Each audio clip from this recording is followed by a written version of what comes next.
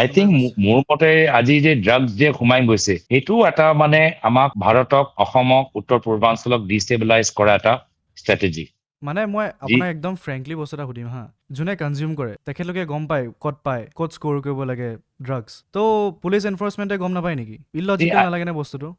আমি চৰকাৰত নাই অঁ। মই ক'ব পাৰা নাই যে আমাৰ আৰক্ষীসকলৰ কি স্থিতি কিন্তু মই আজিৰ পৰা 8-9 বছৰ আগত যেতিয়া ইমান চৰ্চা হোৱা নাছিলে মই সেই সময়তে মানে গেট ফেট আছাম এটা ইভেন্ট মই বিভিন্ন অসমৰ ঠাইত কৰিছিলো গোলাঘাটত কৰিছিলো নগাঁৱত কৰিছিলো বিকজ মই এটা ট্ৰেণ্ড চাই আছিলো যি ট্ৰেণ্ড লৈ আমাৰ বাবে সাংঘাতিক হ'ব পাৰে যি আজি তাৰিখত হ'ল আৰু অ'কে। সেই সময়ত বহুতে চৰ্চা কৰা নাছিলে চ' হ'ব পাৰে কি এটা যি সময়ত আমি মানে সজাগ হ'ব লাগিছিল আমি নহলো আৰু বহুতখিনি চাপ্লাই চেইন বনি গ'ল বহুতখিনি লিংকেজেছ আহি গ'ল এটা ধৰিলে এটা বেলেগ এটা ৰুট আহি গৈছে চ' সেইকাৰণে কৈছো আৰু আমাক বেলেগ ৰাজ্যৰ লগতো ইয়াত কৰিব লাগে গোটেইখিনি এটা ৰাজ্য কৰিব নোৱাৰে বৰ্ডাৰ আমাৰ নাগালেণ্ড বৰ্ডাৰ মণিপুৰ বৰ্ডাৰ সেইখিনিও আমাক চাব লাগে so' all chief ministers and DGPs of Northeast should come together আপুনি on ভাবেনে this তাত politicians and higher officials are involved as well in some way?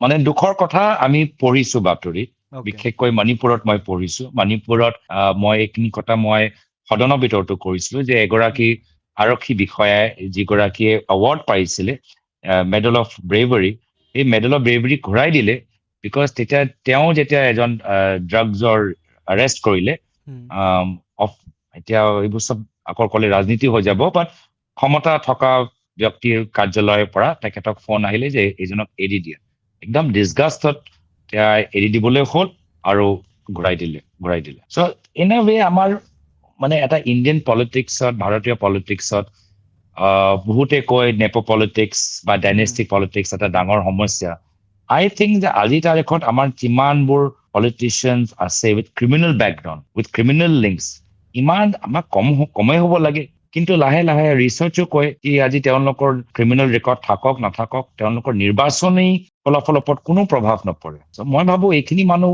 First of all আপুনিও তেনেকে ভাবেনে? আপোনালোকৰ পাৰ্টিটো আছেনে? ৰিচাৰ্চে কৈছে আজি ৰিচাৰ্চ ভাল এটা একাউণ্টেবিলিটি কিবা এটা ৰিচাৰ্চ চেণ্টাৰ আছে তেওঁলোকে কৈছে বা বিভিন্ন ৰিচাৰ্চ পেপাৰ বা কিতাপৰ ভিতৰতো উল্লেখিত কি যিমান চিৰিয়াছ ইমান দুৰ্ভাগ্যজনক কথা ভাৰতীয় ৰাজনীতিৰ বাবে মন্থনৰ কথা যে যিমান চিৰিয়াছ আপোনালোকৰ ক্ৰিমিনেল চাৰ্জ ইমানে আপোনালোকৰ আকৌ নিৰ্বাচিত হৈ জিকি অহা আপোনালোকৰ চান্সেছ বাঢ়ি যায় So are you going to capitalize on that? No, I want to change that. I'm not happy with Okay. that. I'm not Okay. here to do bread butter politics. মই আচ্ছা।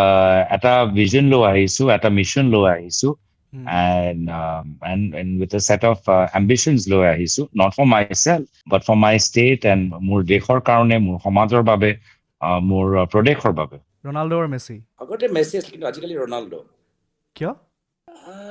নাজানো মানে আই থিংক চব মানে এটা ইণ্টাৰভিউ চালোঁ মই Ronaldo য'ত সি ক'লে চোৱা যে মেছি আৰ্জেণ্টিনাৰ দৰে এটা ফুটবল ক্ৰেজি ফুটবল য'ত খুব মানে ডেভেলপড হৈ আছে তাৰ পৰা তেওঁ ওলাইছে আৰ্জেণ্টিনাৰ এটা আৰু এটা আৰ্জেণ্টিনাৰ ভিতৰত ভাল ভাল খেলুৱৈকো আছে তো তেওঁৰ টীমৰ ভিতৰত সদায় আৰ্জেণ্টিনা যেতিয়া লগত বাবে খেলে ভাল টিমমেটছ পায় কিন্তু তেওঁতো পৰ্চুগালৰ পৰা আহিছে পৰ্চুগালৰ পৰা তেওঁ ইমান মানে ডেভেলপ নহয় তাত তেওঁ তথাপি ধৰি ৰাখিছে so' I think his journey is very impressive although Messi's talent is far better but I think as a person what Ronaldo has achieved মানে পৰ্চুগালৰ পাই is very impressive কিছুমান মেছি ফেনজে কৈছে অপিনিয়ন ৰিজেক্টেড বাট হ'ব বাৰু